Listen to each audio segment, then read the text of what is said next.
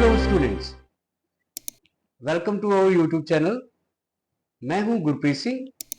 आज हम class 11th physics में एक नया चैप्टर करने जा रहे हैं, वर्क एनर्जी एंड पावर।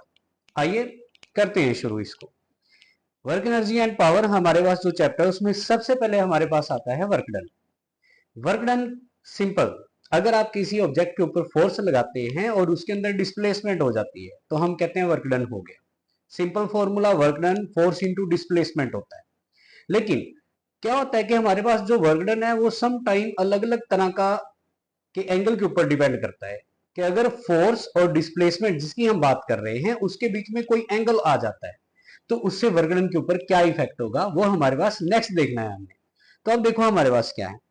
सबसे पहले आप एक इसमें डायग्राम बना हुआ है उसकी तरफ ध्यान से देखें कि हमारे पास यहाँ पे एक ऑब्जेक्ट, ये ऑब्जेक्ट किसी सरफेस पे लाई कर रहा है, इसके ऊपर एक फोर्स अप्लाई करते हैं इन दिस पर्टिकुलर डायरेक्शन। इस फोर्स की वजह से ऑब्जेक्ट की डिस्प्लेसमेंट होगी in the horizontal direction. Force ऐसे गया, डिस्प्लेसमेंट ऐसे हुई। तो अब इस फोर्स ने ये डिस्प्लेसमेंट जो प्रोड्यूस किया वो कैसे हो सकती है। आप एक सिंपल सा एग्जांपल आप जनरल लाइफ में ले सकते हैं। सपोज एक ऑब्जेक्ट है, आप उसको एक रस्सी से बांध के जब इस तरह से आगे की तरफ खींचते हैं तो आप फोर्स ऐसे लगाते हैं, लेकिन ऑब्जेक्ट जो है वो सीधा जाता है। फोर्स इस डायरेक्शन में लग रहा है, ऑब्जेक्ट इस डायरेक्शन में जा रहा है। तो फोर्स का कोई ऐसा कंपोनेंट जरूर होगा जो डिस्प्लेसमेंट इस तरफ देके गया है, यानी कि ऑब्जेक्ट को इस तरफ लेके आया है। कोई ऐसा कंपोनेंट जरूर होना चाहिए। हमने क्या किया, यहाँ पे फोर्स के दो रेक्टेंगुलर कंपोनेंट कर दिए। ये थीटा एंगल हो गया हॉरिजॉन्टल के साथ एफ का तो एफ का ये कंपोनेंट हो गया एफ कोस थीटा, ये कंपोनेंट एफ का हो गया एफ साइन थीटा। अब जो डिस्प्लेसमेंट प्रोड्यूस कर रहा है वो फोर्स का कंपोनेंट है F cos theta. Means F cos theta is responsible for the displacement in this particular direction. तो अगर वर्कडन के सिंपल फॉर्मूला में यही पुट करें दैट डब्ल्यू वर्कडन हो गया और फोर्स कौन सा अभी हमने देखा F cos theta, F cos theta into S. तो हमारे पास जो फॉर्मूला बना इसका that will be F S cos theta. Cos theta हो दो वेक्टर का डॉट प्रोडक्ट होता है, then F vector dot S vector आ जाएगा। और जो डॉट प्रोडक्ट से रिजल्ट आता है वो एक स्केलर क्वांटिटी होती है। तो हमारे पास जो वर्क डन है वो एक स्केलर क्वांटिटी होगी। ठीक है जी। अब ये जो थीटा है ये बड़ा मैटर करता है, इसकी वैल्यू बहुत मैटर करती है कि अगर आप थीटा की वैल्यू बदल देते हैं, अलग अलग ले लेते हैं, तो उससे आपके वर्क डन के ऊपर क्या इफेक्ट होगा। यहाँ पे फर्स्ट केस मैंने जो लिया, अगर आप थीटा को ले लेते हैं zero, means F and displacement, force and displacement दोनों सेम डायरेक्शन में, थीटा जीरो, आपने थीटा जीरो ले लिया। थीटा जीरो होने का मतलब कोस जीरो, कोस जीरो की वैल्यू जो है वो 1 होती है, तो वर्क डन आपके पास आ गया F S. This is the maximum work done. उसके बाद अगर आप थीटा को ले लेते हैं 90, then cos 90 is zero and zero अगर आ जाए तो this is the minimum work done. मतलब ये है कि आप इस तरह से डिस्प्लेसमेंट ले रहे हैं और फोर्स आपके पास ऐसे है, दोनों के बीच में 90 डिग्री का एंगल है, तो आपके पास जो डिस्प्लेसमेंट और फोर्स दोनों के बीच में 90 डिग्री का एंगल होने की वजह से जो वर्क डन है वो जीरो आ जाता है इस तरह से। तो अब इसमें नेक्स्ट ना कुछ न्यूमेरिकल है सिंपल से कि अगर आपके पास फोर्स वेक्टर की फॉर्म में दिया है, डिस्प्लेसमेंट वेक्टर की फॉर्म में दिया है, तो आप वर्क डन किस तरह से निकालेंगे। अभी हमने पढ़ा कि जो वर्क डन होता है वो फोर्स और डिस्प्लेसमेंट का डॉट प्रोडक्ट होता है। तो डॉट प्रोडक्ट के अकॉर्डिंग बड़ा सिंपल सा है, क्रॉस प्रोडक्ट में थोड़ा ज्यादा ध्यान देना होता है। डॉट प्रोडक्ट सिंपल है कि अगर आप आई डॉट आई करते हैं, जे डॉट जे और के डॉट के वाले आपके पास बचते हैं, तो आई डॉट आई करना है, जे डॉट जे करना है, के डॉट के करना है, यही आपके पास आंसर बनना है। तो यहाँ पे इस न्यूमेरिकल को कंप्लीट करते हैं, देखते हैं आपकी स्क्रीन पे देखते रहिए। तो आपके पास यहाँ पे है दिस इज वर्क डन और इसका फॉर्मूला हो गया आपके पास F vector dot S vector. आप इसमें आप वेक्टर की वैल्यू पुट कर दें, आपके पास है आई प्लस 5j प्लस 7k। यहाँ आपके पास जो फोर्स है ना बेटा, ये यूनिट वेक्टर की फॉर्म में दिया हुआ है, एक्स वाई जेड कंपोनेंट की फॉर्म में दिया हुआ है, क्योंकि फोर्स एक वेक्टर क्वांटिटी है तो उसके जो कोऑर्डिनेट्स होंगे कि फोर्स कहाँ एक्ट कर रहा है। जैसे सपोज अगर हम सिंपल ग्राफ में बनाते हैं, जैसे ना हमारे पास सिंपल ग्राफ आता है, तो अगर उस ग्राफ में देखो बेटा, जैसे ये ग्राफ है, मैं कहता हूँ ये ग्राफ है, यहाँ पे एक फोर्स आ रहा है। अब ये फोर्स के दो कोऑर्डिनेट हो सकते हैं एक्स वाई, क्योंकि एक्स एक्सिस और वाई एक्सिस के बीच में है। अगर एक्स वाई जेड हो गया तो तीनों एक्सिस के बीच में आ जाएगा। चलो, उसके बाद अब यहाँ पे वापस आते हैं और हमारा डॉट प्रोडक्ट जो है वो कंप्लीट करते हैं। ये आपके पास आ गया एस की वैल्यू 6i प्लस 9j। अब यहाँ 9k, सॉरी बेटा, ये 9k है आपके पास, तो i plus 5j plus 7k dot आपके पास ये आ गया। i डॉट i आपको लेना है, तो i डॉट i में 1 बन जाएगा, आंसर आ जाएगा ये 6। j का कोई है नहीं, उसका कोई नहीं बनेगा आपके पास।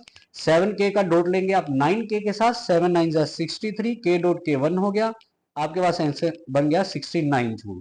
सिमिलरली इस तरह से आ जाते हैं इधर, ये भी बिल्कुल ऐसा ही आपके पास न्यूमेरिकल है, बस इसमें जो डिस्प्लेसमेंट है वो थोड़ी अलग है और फोर्स भी अलग है। मतलब फोर्स पीछे आई जे के की फॉर्म में दिया था, इसमें फोर्स सिर्फ आई और जे की फॉर्म में है, और डिस्प्लेसमेंट इस फोर्स की वजह से जो प्रोड्यूस्ड हो रही है that is only along Y axis, क्योंकि ये जे है, जे का मतलब वाई एक्सिस होता है।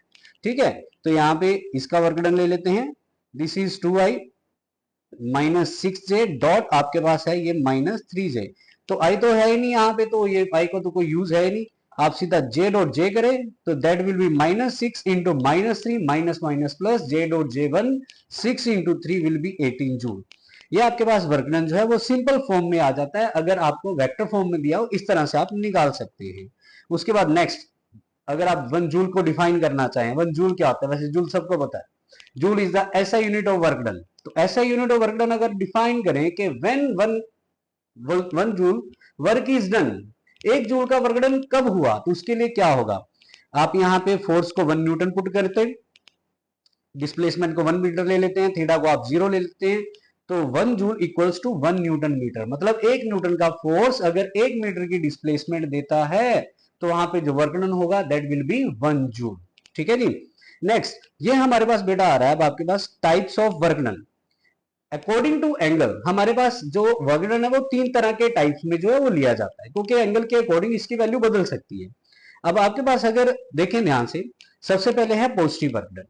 पॉजिटिव वर्क डन कब होगा, अगर आपके पास theta is less than 90 degree हो या एक्यूट एंगल हो, एक्यूट मतलब लेस देन 90 डिग्री, 0 से लेकर 90 डिग्री तक, 90 डिग्री नहीं होना चाहिए, बीच में कोई भी वैल्यू हो सकती है, आप इसमें वो कोई भी वैल्यू पुट करें, उसके लिए आपके पास जो वर्क डन है वो पॉजिटिव आएगा। हाँ, अगर आपके पास फोर्स और डिस्प्लेसमेंट सेम डायरेक्शन में होंगे तो भी वर्क डन पॉजिटिव आएगा, but work done maximum work done होता है, ये वो कंडीशन है यहाँ पे, फोर्स और डिस्प्लेसमेंट सेम डायरेक्शन में वर्क डन मैक्सिमम, लेकिन 0 से लेकर 90 तक कोई भी वैल्यू, उसके लिए वर्क डन पॉजिटिव आता है आपके पास। तो पॉजिटिव वर्क डन में सबसे पहले हमारे पास आ रहा है कि अगर एक ऑब्जेक्ट, ये एग्जांपल है कि एक ऑब्जेक्ट जो है वो ग्रेविटी की हेल्प से नीचे की तरफ फॉल हो रहा है, अब तो ग्रेविटी उसको अपनी तरफ खींच रही है, डिस्प्लेसमेंट भी उस तरफ हो रहा है, तो दोनों के बीच में एंगल जो है वो 0 डिग्री है, तो यहाँ पे वर्क डन जो है वो पॉजिटिव है। हाँ, मैंने अभी जो एंगल बोला है कि अगर आप थीटा 30 ले लेते हो सपोज, तो cos 30 की वैल्यू पुट करेंगे उसके हिसाब से आपके पास वर्क डन जो है वो पॉजिटिव आएगा। थीटा 60 ले लेते हो, cos 60 की वैल्यू पुट करेंगे उसके हिसाब से आपके पास जो वर्क डन है वो पॉजिटिव आएगा। मतलब ये है कि 0 से लेकर 90 तक जो भी वैल्यू पुट करेंगे उसके लिए वर्क डन पॉजिटिव है, 90 नहीं होना चाहिए, क्योंकि 90 पे वर्क डन कुछ और बन जाता है।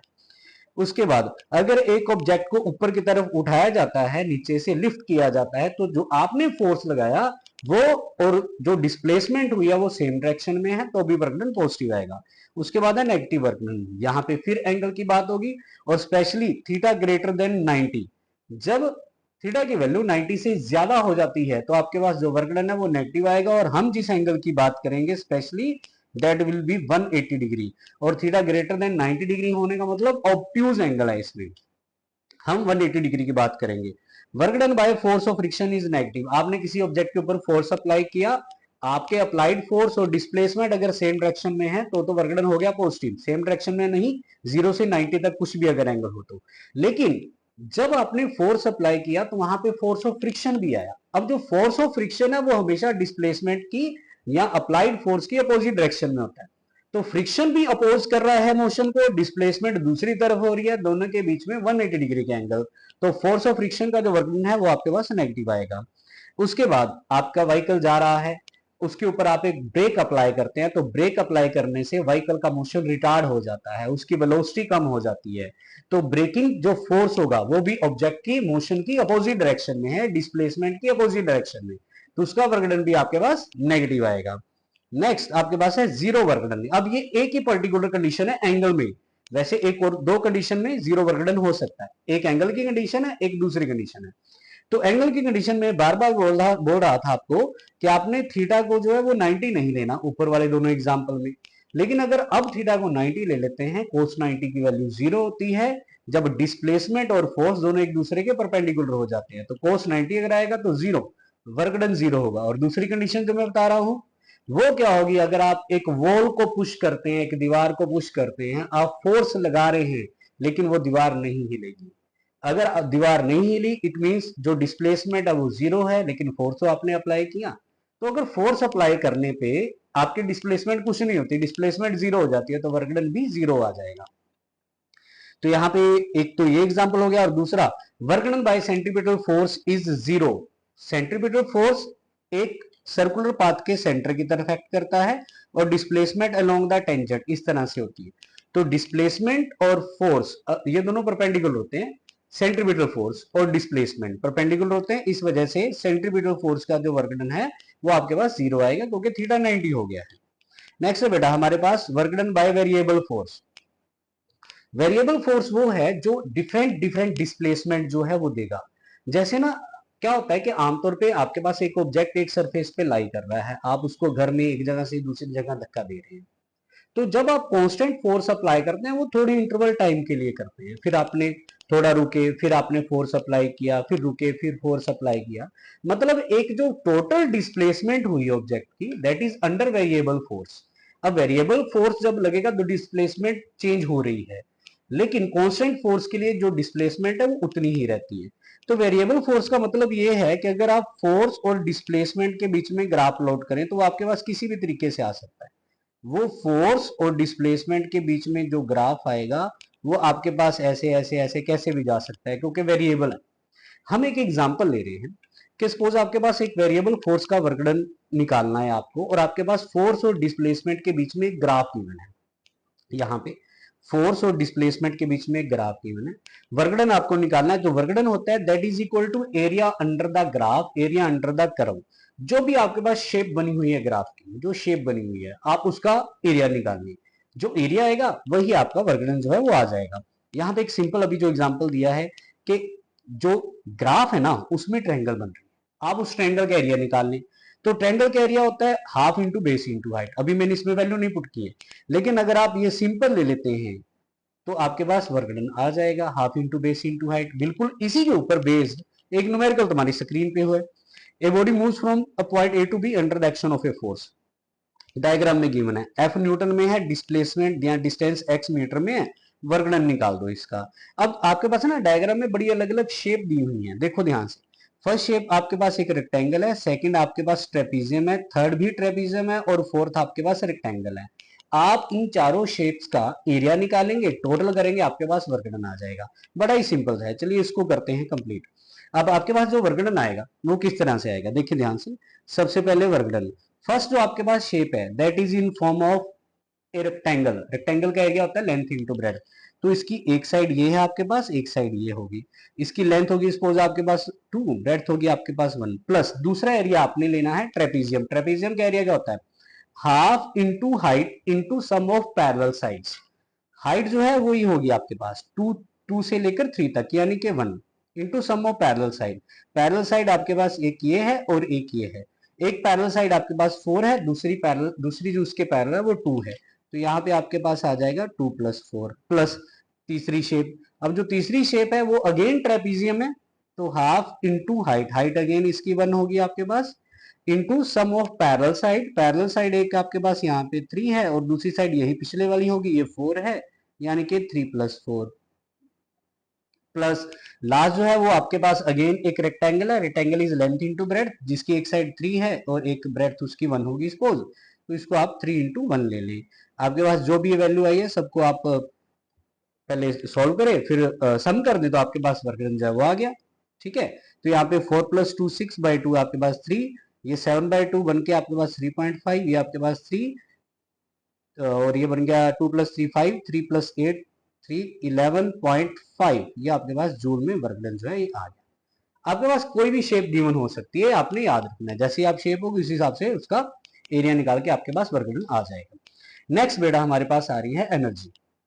अब जो एनर्जी होती है हमारे पास कई तरह की एनर्जी देखने को मिलती है, लेकिन हम इस चैप्टर में जो एनर्जी स्टडी करेंगे और मैथमेटिकली जिसका फॉर्मूला हम निकालेंगे, वो दो तरह की एनर्जीज होगी। एक हमारे पास काइनेटिक एनर्जी, एक हमारे पास पोटेंशियल एनर्जी। इन दोनों के बारे में पढ़ेंगे। हाँ, पोटेंशियल एनर्जी दो तरह की होगी जो अलग से आएगी। काइनेटिक एनर्जी तो एक ही होती है जो ऑब्जेक्ट के मोशन की वजह से होती है, सबसे पहले उसी को ही करती है। तो ability to do a work is called energy, सबसे पहले ये याद रखें। और एनर्जी दो तरह की हमने पढ़नी है, kinetic energy and potential energy. वैसे एनर्जी कई तरह की होती है, electric energy, mechanical energy, chemical energy. अभी मैंने मैकेनिकल एनर्जी बोली है, ये भी आगे आएगी। ये सम होती है काइनेटिक और पोटेंशियल का। तो सबसे पहले एक्सप्रेशन फॉर काइनेटिक एनर्जी करते हैं। तो आपके पास सपोज यहाँ पे एक एग्जांपल लेते हैं। आपके पास ये ऑब्जेक्ट है, ये रेस्ट पे है, इसकी इनिशियल वेलोसिटी 0 है, u इक्वल 0, रेस्ट पे पड़ा हुआ है। आपने इसके ऊपर कोई फोर्स लगाया, इसके अंदर एक डिस्प्लेसमेंट हुई, डिस्प्लेसमेंट होने के बाद इसकी वेलोसिटी v होगी। तो आपने जो वर्क डन किया that should be equal to change in kinetic energy या इक्वल टू काइनेटिक एनर्जी, क्योंकि ऑब्जेक्ट पहले रेस्ट पे था और फिर वो मोशन में आ गया है। तो वर्क डन का फॉर्मूला वेरिएबल फोर्स है। इसको कैलकुलस मेथड भी कहते हैं बेटा। कैलकुलस मेथड में ना इंटीग्रेशन टेक्निक का यूज होता है, जैसे आपने इक्वेशन ऑफ मोशन की डेरिवेशन में किया होगा। तो D W equals to F D X F D S. F is M A mass into acceleration, D S हमारे पास डिस्प्लेसमेंट होगी। एक्सेलरेशन की जगह DV upon D T put किया आपने, साथ में डीएस। अब आपने ऊपर जो है डीएस और डीवी इन दोनों को इंटरचेंज कर देना है। तो ये क्वांटिटी मेरे पास ds बाई dt बनेगी। क्योंकि ये क्यों करना चाहते हैं हम, यहाँ पे ना वेलोसिटी लेना चाहते हैं, क्योंकि काइनेटिक एनर्जी के एक्सप्रेशन में वेलोसिटी तो बेटा आनी ही आनी है। तो ds बाई dt हमारे पास क्या होगी, वेलोसिटी mv dv। अब इसका इंटीग्रेशन करेंगे to get that total work done. ये स्मॉल डिस्प्लेसमेंट थी तो स्मॉल वर्क डन हुआ, तो स्मॉल वर्क डन का इंटीग्रेशन करेंगे, टोटल वर्क डन बनेगा। और यहाँ पे v का integration with respect to dv, that will be v square by 2। और चाहे तो आप लिमिट भी ले सकते हैं। यहाँ पे आप लिमिट ले सकते हैं फ्रॉम 0 टू v, क्योंकि इनिशियल वेलोसिटी 0 है, फाइनल वेलोसिटी v है। तो लिमिट अपर लिमिट ही पुट करेंगे, दैट विल बी v। तो एम वी स्क्वायर बाई 2 आएगा और काइनेटिक एनर्जी आपके पास आ गई हाफ एम वी स्क्वायर। ये आपके पास बेटा आ जाती है काइनेटिक एनर्जी। अब ना इसी एग्जांपल को अगर हम थोड़ा मॉडिफाई करें और हम ये कहें कि ऑब्जेक्ट पहले तो आपके पास रेस्ट पे था, तो बाद में तो मोशन में आ गया, लेकिन अगर ऑब्जेक्ट पहले से ही मोशन में है, उसकी कोई इनिशियल वेलोसिटी है और आपने उसके ऊपर फोर्स अप्लाई करके उसकी वेलोसिटी को इंक्रीज कर दिया, आपने उसकी वेलोसिटी को और बढ़ा दिया और चेंज कर दिया, इंक्रीज कर दिया, तो वहां पे जो वर्क डन होगा that is equal to difference of these two type of energy. एक जिस एनर्जी से पहले चली आ रही थी, एक वो एनर्जी जो बाद में हुई है फोर्स लगने के बाद। याद ये रखना, पहले एक एनर्जी से आ रही थी, फिर फोर्स अप्लाई हुआ, बाद में एक एनर्जी होगी।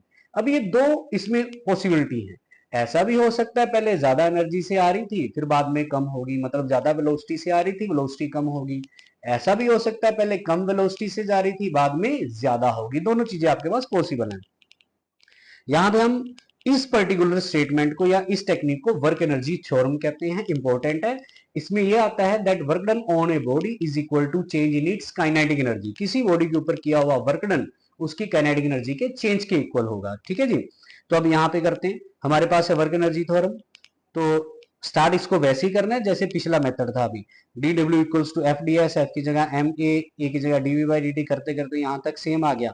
सिर्फ जो चेंज करना है बेटा आपने वो यहाँ पे करना है। यहाँ ध्यान से देखो, लिमिट u से v लिया आपने। लोअर लिमिट u यानी कि इनिशियल वेलोसिटी है, अपर लिमिट v यानी कि फाइनल वेलोसिटी। कम ज्यादा कोई भी हो सकती है, वो डिपेंड करता है।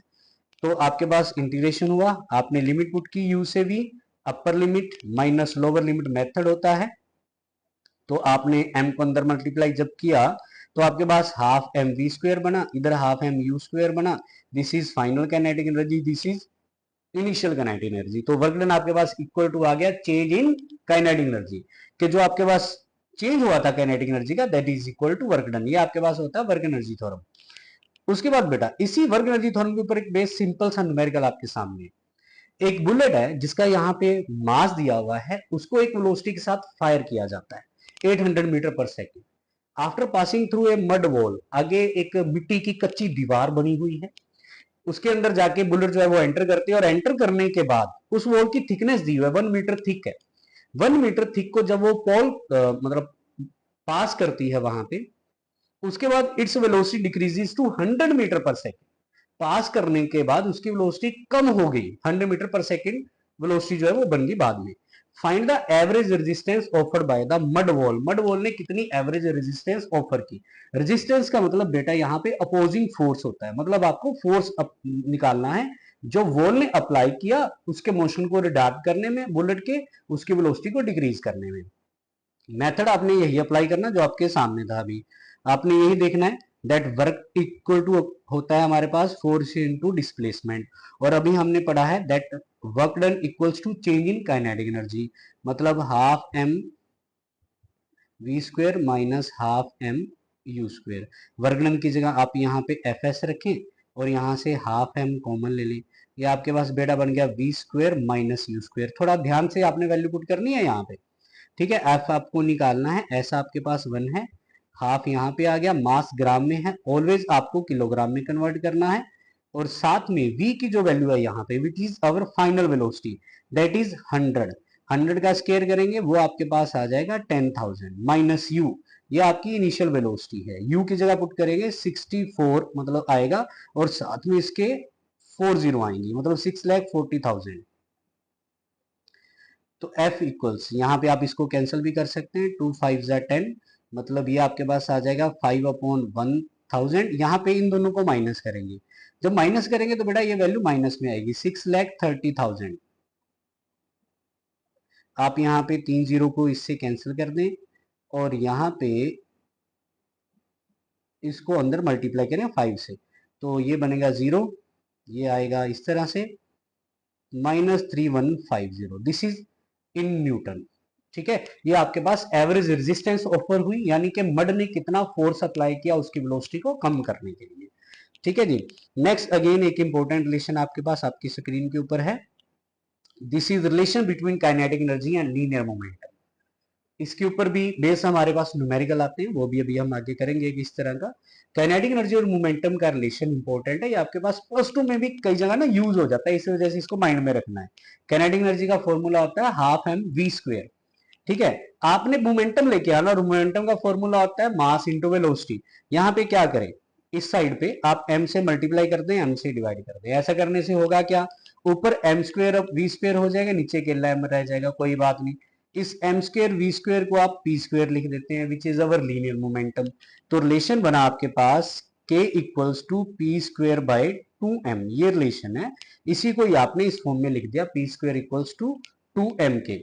आप चाहें तो इसको ऐसा भी लिख सकते हैं, P इक्वल्स टू √2m के, इस तरह से भी आपके पास ये यूज हो सकता है। ठीक है जी।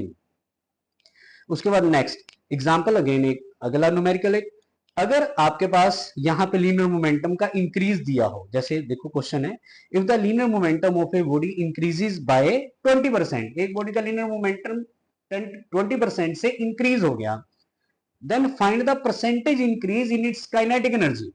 इस बॉडी की कितनी काइनेटिक एनर्जी में चेंज आएगा वो आपको निकालना है। लीनियर मोमेंटम का इंक्रीज दिया है, काइनेटिक एनर्जी का इंक्रीज आपको निकालना है।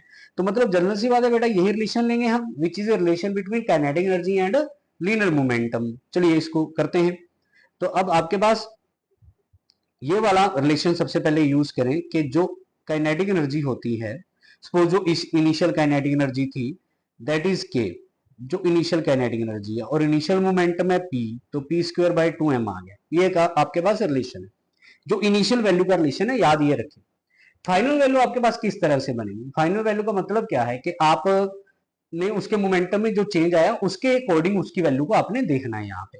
तो p dash which is our final momentum, suppose मैंने ले लिया उसको, p डैश क्या होगा, that is p plus 20% of p।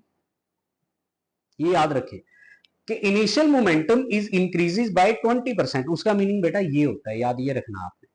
ठीक है, p dash equal to p, हाँ डिक्रीज अगर आ जाए, मोमेंटम में डिक्रीज आ गया तो आप यहाँ पे माइनस रखेंगे, आपके पास यहाँ पे इंक्रीज आ रहा है इसलिए आपने यहाँ पे प्लस रखा है जितना। अच्छा ये भी आपने याद रखना बेटा, इसमें आ रहा है ना इंक्रीजेस बाय, मतलब जो इनिशियल वैल्यू है उसी का ही 20% इंक्रीज हो गया, तो इनिशियल में आप उसका ही 20% ऐड करते, ये आपने याद रखना है। तो p प्लस 20/100 ऑफ p हो जाएगा, ये आपके पास आएगा p dash equals to p plus p/5। ठीक है बेटा, इसको सॉल्व करेंगे, ये कुछ ऐसे बनेगा आपके पास 6p/5, ये p डैश आ गया। अब यहीं से हम के डैश निकाल लेते हैं। के डैश आएगा तो यहाँ पी डैश आ जाएगा अपॉन 2m, मास तो बेटा सेम रहेगा, वो नहीं चेंज हुआ। पी डैश की वैल्यू पुट करेंगे 36 पी स्क्वेयर अपॉन 25, और ये बेटा 2m ना अलग लिख देते हैं, उसके पीछे एक रीजन है, because P square by 2m के इक्वल है। तो के डैश का रिलेशन यहाँ पे पी स्क्वेयर बाई 2m को आप के लिख दें, तो के dash will be 36 by 25 of के। फाइनल काइनेटिक एनर्जी का इनिशियल काइनेटिक एनर्जी के साथ ये रिलेशन बन गया।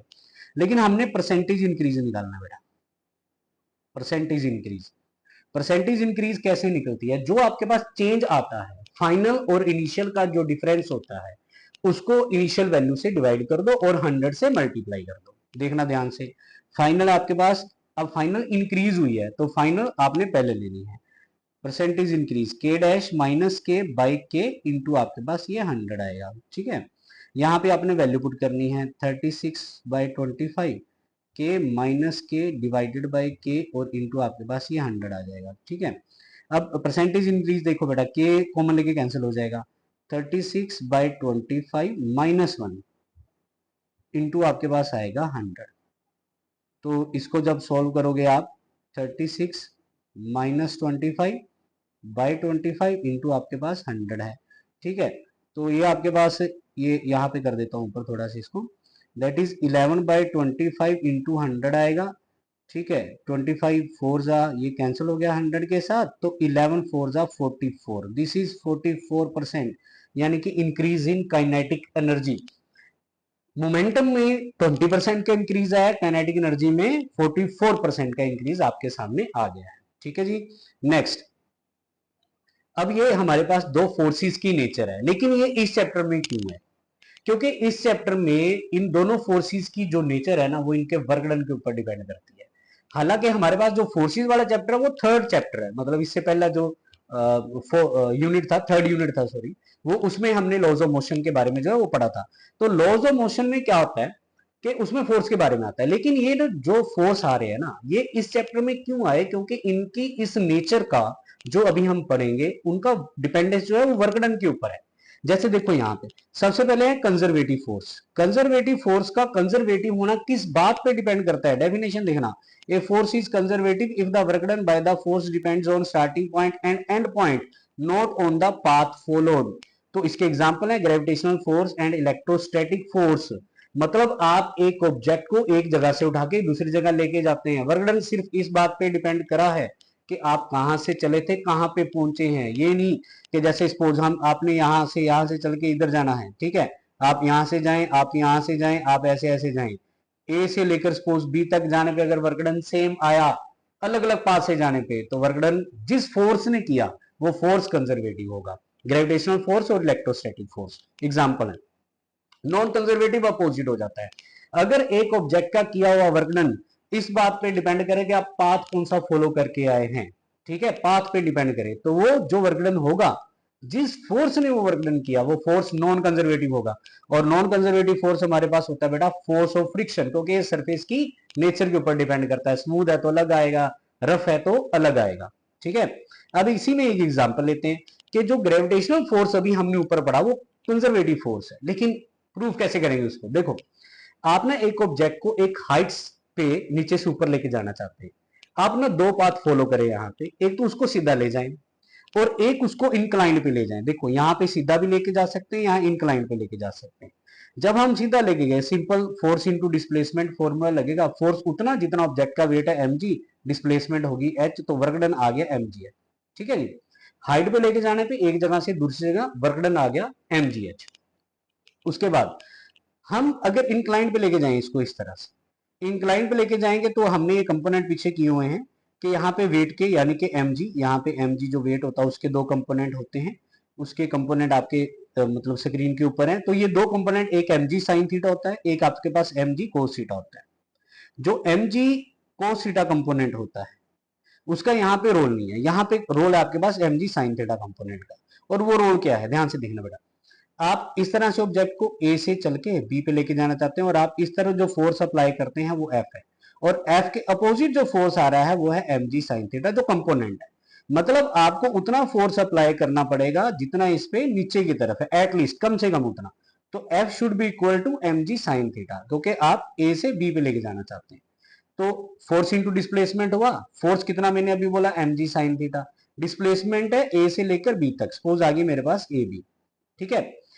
अब mg sin थीटा की वैल्यू पुट करें, ट्रायंगल से आ जाएगी परपेंडिकुलर अपॉन हाइपोटेनस, परपेंडिकुलर इसमें h है, हाइपोटेनस है AB, तो BC बाई AB हो गया, ऐसा कह लो, AB से AB कैंसिल हो गया, BC की वैल्यू पुट करेंगे दैट विल बी h। मतलब आप ऑब्जेक्ट को यहां से लेकर यहां पे गए, पाथ आपने कुछ और फॉलो किया, लेकिन वर्कडन सिर्फ इस बात पे डिपेंड कर रहा है कि आपका स्टार्टिंग पॉइंट और एंड पॉइंट के बीच में डिफरेंस कितना है, स्टार्टिंग पॉइंट और एंड पॉइंट के बीच में डिफरेंस कितना है h, उसके ऊपर डिपेंड कर रहा है ये सारे का सारा। तो जिस फोर्स ने वर्कडन किया वो फोर्स कंजर्वेटिव है, और यहाँ पे वो फोर्स है ग्रेविटेशनल फोर्स, ठीक है जी, इसको आपने अच्छे से माइंड में रखना है। नेक्स्ट हमारे पास है पोटेंशियल एनर्जी।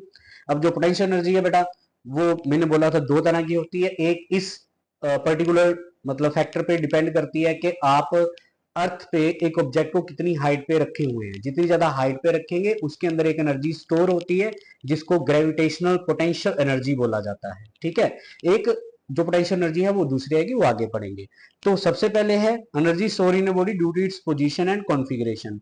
पोजीशन होती है आपने उसको अर्थ के ऊपर कहां पे रखा, कॉन्फिगरेशन होती है उसकी बनावट, अगर आप उसकी बनावट बदल देते हैं, ठीक है। पोजीशन ग्रेविटेशनल पोटेंशियल एनर्जी होती है, तो नेक्स्ट वो है gravitational potential energy. It is the energy stored in a body due to position above the surface of earth. हाँ, अर्थ के सरफेस के ऊपर पड़ा हुआ है ऑब्जेक्ट, उसकी पोटेंशियल एनर्जी जो है वो जीरो आएगी। अब इसकी पोटेंशियल एनर्जी कैसे निकालते हैं, अभी जो मेथड किया था वही सिंपल, आप ऑब्जेक्ट को नीचे से ऊपर लेके गए, जो वर्कडन हुआ आपके पास वही वर्कडन आपके पास आ गया mgh, और इसी को आपने पोटेंशियल एनर्जी जो है वो नाम दे दिया mgh, ठीक है जी, सिंपल है। तो नेक्स्ट है बेटा जो दूसरी तरह की पोटेंशियल एनर्जी होती है, जब आप किसी ऑब्जेक्ट का कॉन्फ़िगरेशन चेंज करते हैं। अब कॉन्फ़िगरेशन कैसे चेंज होगा, देखो हमारे पास सबसे पहले आती है इसमें elastic potential energy of A spring. आप इस स्प्रिंग को इस टाइम पे, जैसे ये स्प्रिंग है अपनी इक्विलिब्रियम पोजीशन में, किसी तरफ से इसके ऊपर ना फोर्स अप्लाई नहीं हो रहा, तो ऐसे बिल्कुल रेस्ट पे आराम से आप इस तरफ से फोर्स अप्लाई करते हैं और इसको ना कंप्रेस करते हैं, आपने थोड़ा सा कंप्रेस किया, इसके अंदर एक फोर्स ना स्टोर हो गया जो इसको वापस लेके आएगा, वो फोर्स जो होता है वो रिस्टोरिंग फोर्स होता है या स्प्रिंग फोर्स बोल देते हैं। अगर मैं यहाँ पे अप्लाई किया हुआ फोर्स छोड़ दूं, अप्लाई किया फोर्स एफ है, एफ से स्प्रिंग फोर्स है, दोनों अपोजिट डायरेक्शन में जाते हैं। अगर मैं अप्लाई किया हुआ फोर्स छोड़ दूं तो स्प्रिंग इस ऑब्जेक्ट को वापस लेके आएगा, ठीक है, वो हो गया स्प्रिंग फोर्स। अगर मैं अप्लाइड फोर्स ज्यादा कर देता हूं तो स्प्रिंग फोर्स भी ज्यादा कर देता है। आप जितना भी फोर्स लगाना चाहते हैं लगा के आपने स्प्रिंग को पूरी तरह से कंप्रेस कर दिया, तो जब इसके अंदर जो एनर्जी स्टोर है इस टाइम पे मैक्सिमम है, आप इसको छोड़ोगे एकदम से वापस आएगा। तो ये जो एनर्जी स्प्रिंग के अंदर स्टोर होती है that is elastic potential energy. ये कंप्रेशन से भी आ सकती है, ये स्ट्रेचिंग से भी आती है, दोनों तरीके से आ सकती है। इसमें आपको ये टर्म याद रखनी है कि जो फोर्स होता है that directly proportional to displacement होती है, जितना स्ट्रेच होता है दो पॉइंट्स के बीच में या कंप्रेशन होती है। तो एक कांस्टेंट यहाँ पे बेटा के लगाते हैं, के हमारे पास स्प्रिंग कांस्टेंट होता है या फोर्स कांस्टेंट कह देते हैं। अब यहाँ पे अगर आपको पोटेंशियल एनर्जी का एक्सप्रेशन निकालना है तो work done F D x, small displacement होगी डी एक्स, और एफ की जगह के एस, टोटल वर्क डन करना हो तो आप डी डब्ल्यू का इंटीग्रेशन कर दें, इंटीग्रेशन करेंगे एक्स डी एक्स आ जाएगा, इंटीग्रेशन अभी हुआ नहीं है, इंटीग्रेशन करने के बाद एक्स स्क्वायर अपॉन 2 आ जाएगा, मतलब ये तो सिंपल टर्म है, इसका इंटीग्रेशन नहीं हुआ, एक्स स्क्वायर अपॉन 2, तो वर्क डन हुआ के एक्स स्क्वायर बाई 2, और यही वर्क डन जो है यही आपके पास पोटेंशियल एनर्जी की फॉर्म में है। लेकिन ये किस वजह से आई, जब आपने एक ऑब्जेक्ट की बनावट को बदला, एक ऑब्जेक्ट के कॉन्फ़िगरेशन को बदला, ठीक है जी। नेक्स्ट नेक्स्ट बेटा हमारे पास है mechanical energy conservation of A freely falling body. एक ऑब्जेक्ट एक हाइट से नीचे की तरफ फॉल हो रही है, उसकी जो मैकेनिकल एनर्जी होगी वो कंजर्व होनी चाहिए, और मैकेनिकल एनर्जी का मतलब होता है काइनेटिक एनर्जी और पोटेंशियल एनर्जी का सम। हम क्या करते हैं, देखिए यहाँ पे ध्यान से, एक ऑब्जेक्ट की तीन अलग अलग पोजीशन लेते हैं, एक उसकी पोजीशन है ए पॉइंट पे, एक बी पे और एक सी पे। ए पॉइंट की हाइट अर्थ के सरफेस से यानी कि सी से एच है, तो ऑब्जेक्ट यहां से फॉल हुई, सपोज ए पॉइंट से फॉल होना स्टार्ट हुई, जब वो फॉल अभी नहीं हुई है तो उसके अंदर कोई काइनेटिक एनर्जी नहीं है क्योंकि वो रेस्ट पे है। हाँ, वो एक हाइट पे है तो उसकी पोटेंशियल एनर्जी जरूर होगी, तो यहाँ पे उसकी पोटेंशियल एनर्जी हाइट पे डिपेंड करेगी, पोटेंशियल एनर्जी एमजीएच, लेकिन रेस्ट पे है काइनेटिक एनर्जी जीरो, दोनों का सम करेंगे टोटल एनर्जी एमजीएच। ये जो के काइनेटिक एनर्जी है, यू बेटा पोटेंशियल एनर्जी है, और ई जो है वो टोटल एनर्जी यानी कि मैकेनिकल एनर्जी है। तो ये इतनी आ गई। अब ऑब्जेक्ट हमने ए से छोड़ दिया, बी तक आते आते उसने कुछ वेलोसिटी एक्वायर की, हालांकि उसकी हाइट कम हुई है, ठीक है, उसने जो वेलोसिटी एक्वायर की उसी की वजह से उसकी काइनेटिक एनर्जी होगी। तो बी पॉइंट तक आते आते सपोज उसकी काइनेटिक एनर्जी होगी half M we square. V square निकालने के लिए third equation of motion U zero है, क्योंकि वो हमने छोड़ा था, रिलीज किया था, यू जीरो वी स्क्वायर की वैल्यू आपके पास आ जाएगी 2as होनी चाहिए, लेकिन a को मैंने क्योंकि नीचे फॉल हो रहा है तो g पुट कर दिया, और जो डिस्प्लेसमेंट हुई a और b के बीच में वो x है उसको पुट कर दिया। आफ्टर दैट मेरे पास k की वैल्यू आ गई वी स्क्वायर की वैल्यू पुट करने के बाद, और जैसे इसकी वैल्यू हमने पुट की तो हमारे पास काइनेटिक एनर्जी बन गई mgx। अब मुझे पोटेंशियल एनर्जी निकालनी है। अब बी पॉइंट पर जो है ऑब्जेक्ट उसकी हाइट अर्थ के सरफेस से h माइनस एक्स है, तो मैंने mg इंटू हाइट लेनी है h माइनस एक्स ले लिया, mgh माइनस mgx आ गई potential energy at point B. अब इस पॉइंट पे मैकेनिकल एनर्जी के लिए इसको और इसको दोनों को ऐड कर देना आपने, जैसे ही ऐड किया इसमें mgx के कैंसिल हो गया और मेरे पास बन गया mgh which is our total या mechanical energy at point B. अब सी के लिए लेते हैं, सेम सिचुएशन में चलना है, अर्थ को आके ऑब्जेक्ट ने हिट कर दिया और जैसे ही ऑब्जेक्ट को ने अर्थ को हिट किया पोटेंशियल एनर्जी जीरो, उसकी हाइट कुछ नहीं है, अर्थ के सरफेस पे आ गई है, potential energy zero. Kinetic energy कितनी होगी ए से लेकर सी तक वो आपने लेनी है, V square equal to 2gh आ जाएगा, क्योंकि ए से सी तक हाइट जो है वो h है, यानी कि डिस्प्लेसमेंट h होगी, ए की जगह आपने g पुट कर दिया, ठीक है जी। तो वी स्क्वायर पुट करने के बाद हाफ एम वी स्क्वायर में वी स्क्वायर की वैल्यू पुट करने के बाद आपके पास k इक्वल टू एम जी एच आया, u जीरो होगी, तो जब दोनों का सम किया अगेन टोटल एनर्जी या mechanical energy M G H. तीन अलग अलग पॉइंट पे आपके पास जो पोटेंशियल एनर्जी और काइनेटिक एनर्जी का सम है वो सेम आया है, यानी कि मैकेनिकल एनर्जी सेम आई है। इसका मतलब ये होता है कि जो मैकेनिकल एनर्जी होती है एक फ्रीली फॉलिंग बॉडी की वो अलग अलग पॉइंट पे हमेशा सेम रहती है, और इसके पीछे रीजन ये होता है कि जैसे जैसे उसकी पोटेंशियल एनर्जी डिक्रीज होगी उसकी काइनेटिक एनर्जी इंक्रीज होती है, एनर्जी एक तरह की फॉर्म से दूसरी तरह की फॉर्म में कन्वर्ट हो जाती है। उसके बाद बेटा कोलिजन वाला पार्ट है। इसमें कोलिजन मतलब दो बॉडीज का आपस में टकराना होता है, आपस में एक दूसरे के ऊपर वो फोर्स अप्लाई करती है। दो तरह का कोलिजन हमने पढ़ना होता है, एक आपके पास होता है इलास्टिक कोलिजन, एक आपके पास होता है इनइलास्टिक कोलिजन। इलास्टिक कोलिजन में आपको चीजें याद क्या रखनी है, लीनियर मोमेंटम कंजर्व होता है, काइनेटिक एनर्जी कंजर्व होती है, और टोटल एनर्जी तो कंजर्व रहती ही रहती है, और जो फोर्सेस इन्वॉल्व होते हैं इलास्टिक कोलिजन में वो कंजर्वेटिव फोर्सेस होते हैं, ठीक है। इन इलास्टिक, अब इलास्टिक वर्ड बेटा याद रखना है, इलास्टिक का मतलब ये होता है कि दो बॉडीज टकराई, टकराने के बाद बिल्कुल अलग अलग होगी, एक दूसरे से वापिस चली गई, उनको इलास्टिक, उस कोलिजन को इलास्टिक कोलिजन बोलते हैं, प्रॉपर्टी को इलास्टिसिटी भी कह देते हैं, ठीक है। इन इलास्टिक कोलिजन का मतलब बेटा ये होता है कि टकराने के बाद ऑब्जेक्ट अलग अलग नहीं हुए। एक सिंपल इसका एग्जांपल ये हो सकता है कि आपके पास एक बॉल थी, सपोज वो जा रही है किसी वेलोसिटी से, दूसरी आई वो उससे टकराई, दोनों इकट्ठे मूव कर रहे हैं, अलग अलग नहीं हुए। और वैसे जनरल एग्जांपल क्या हो सकता है, तुमने देखा होगा घरों में वॉल पुट्टी करते हैं, अब वो वॉल पुट्टी को दीवार के ऊपर मारते हैं, लेकिन वो दीवार के साथ वॉल के साथ स्टिक हो जाती है, स्टिक होने का मतलब वो वापस नहीं आई, तो वो एक इनइलास्टिक कोलिजन है, हालांकि वॉल इसमें रेस्ट पे है। ये भी एग्जांपल हो सकता है। इसमें जो फोर्सेस इन्वॉल्व होते हैं वो नॉन कंजर्वेटिव होते हैं।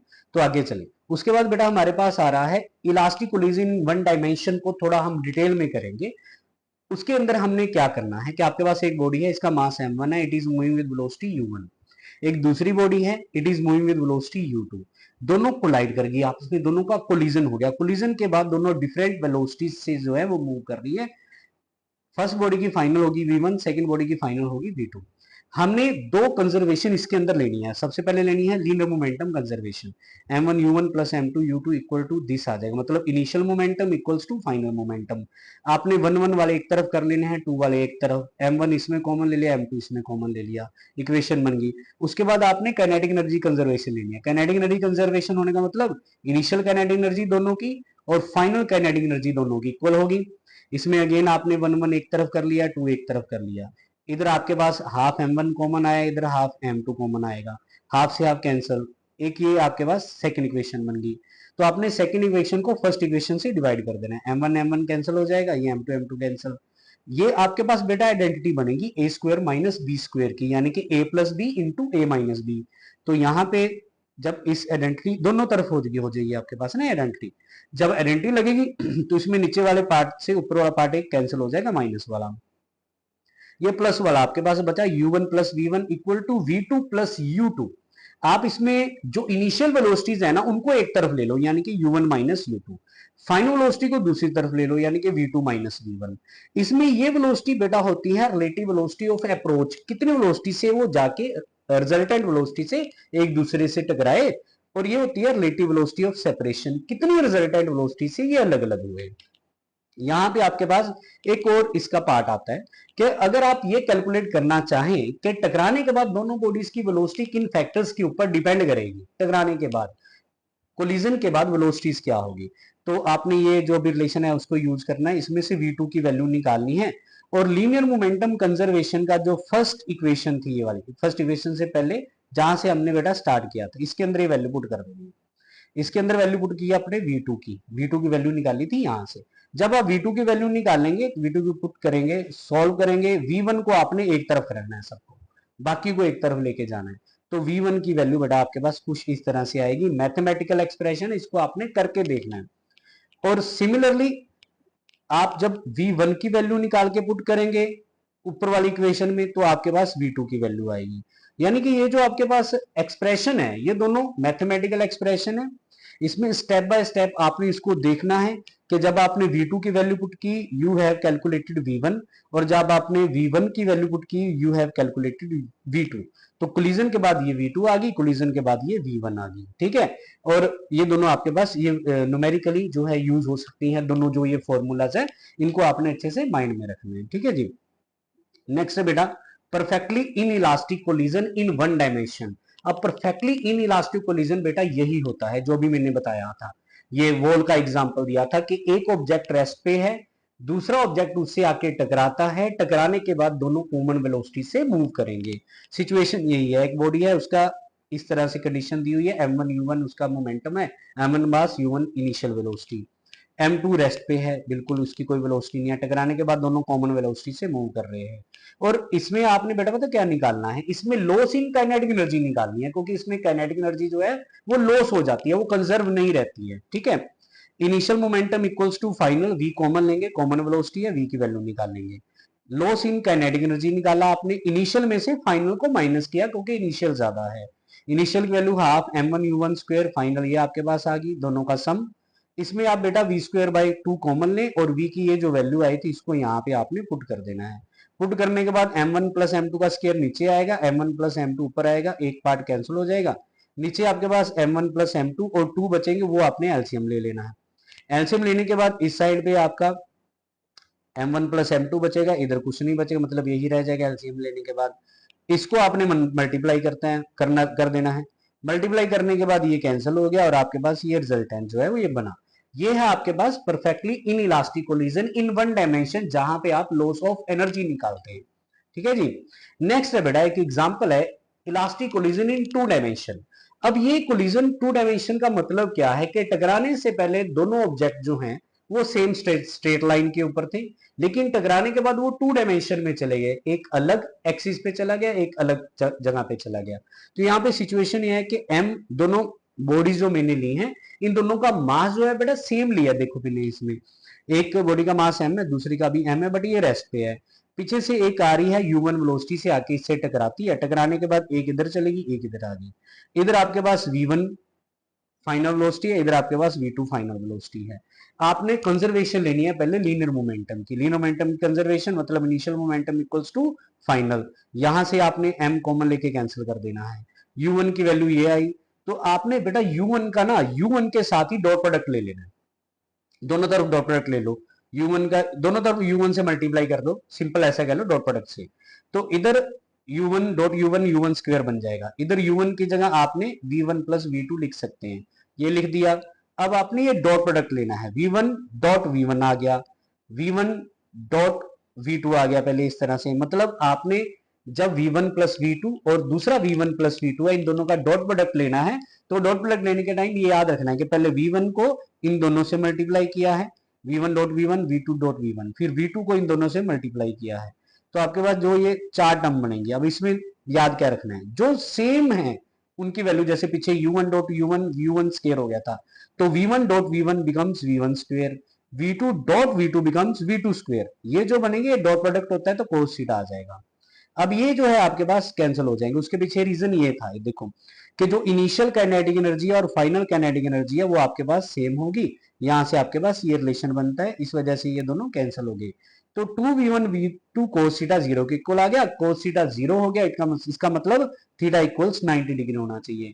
इसका मीनिंग ये है बेटा कि इन इलास्टिक कोलिजन में जब दो बॉडीज टकराने के बाद जाएंगी, अगर उनका मास सेम हो तो उनके बीच में 90 डिग्री का एंगल जो है वो होगा। इसमें बेटा मैंने लीनियर मोमेंटम के ऊपर वेक्टर लिया था, काइनेटिक एनर्जी के ऊपर वेक्टर नहीं लिया है। रीजन ये है क्योंकि काइनेटिक एनर्जी एक स्केलर क्वांटिटी होती है और लीनियर मोमेंटम एक वेक्टर क्वांटिटी होती है, ये आपने याद रखना है। लास्ट बेटा इसमें टॉपिक आपके पास आ रहा है, सिंपल सा छोटा सा टॉपिक है, that is power. Rate of doing work is called power, यानी कि अगर आप वर्क डन को टाइम से डिवाइड कर देते हैं तो आपके पास पावर आ जाती है। तो पावर का formula work done upon time है। वर्क को अगर आप एनर्जी लिखें तो P equals to E upon T भी हो सकता है, ठीक है। वर्क डन फोर्स और डिस्प्लेसमेंट का डॉट प्रोडक्ट होता है, तो F vector dot S vector, S upon T आपके पास आता है बेटा वेलोसिटी। तो ये भी एक फॉर्मूला बन जाता है पावर का, that F vector dot V factor, force into velocity, ठीक है। अब पावर जो है वो अगेन दो वेक्टर का डॉट प्रोडक्ट आ रही है, तो वो भी हमारे पास एक स्केलर क्वांटिटी जो है वो होनी चाहिए। और याद रखना है आपने कि पावर का जो एसआई यूनिट होता है बेटा वो वोट होता है, लेकिन आपके पास ये किलोवाट में भी आ सकता है, आपके पास ये मेगावाट में भी आ सकता है। किलोवाट 10 टू पावर 3 वोट होता है और मेगावाट 10 टू पावर 6 वोट होता है, ये आपने याद रखना है। तो बेटा आज की वीडियो में बस इतना ही। प्रैक्टिस करते रहें और अपने आप को इंप्रूव करने की कोशिश करते रहें। Thank you.